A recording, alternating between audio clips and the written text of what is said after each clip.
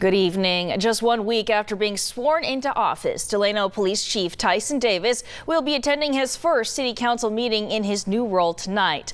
But during his first week, residents continued to raise concerns about his past and how that may impact his work now as chief. 23 ABC's Brianna Willis joining us live now in Delano with more about what he had to say. Brianna. Keeley, Police Chief Tyson Davis says that his #1 priority is making the streets here in Delano safe for everyone. But some residents are worried about how his history as Kern County Deputy Chief over the jails having to report to ICE will actually affect his job now. Today, he addressed that criticism.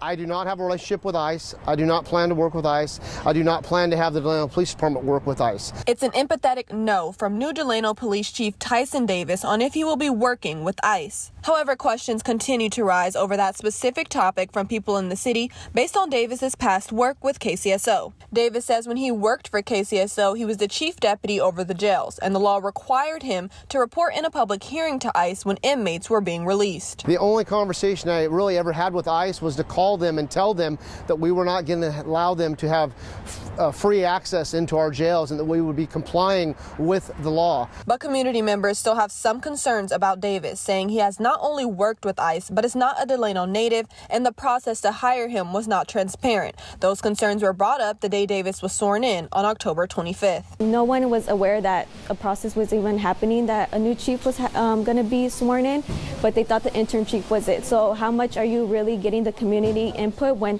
the community thinks the interim chief is the permanent chief? But local pastor Davis Vivas says he was part of the many panels that were held to pick the new chief and says he agrees with the process. One of 5 panels where candidates for the chief's position sat before and were interviewed.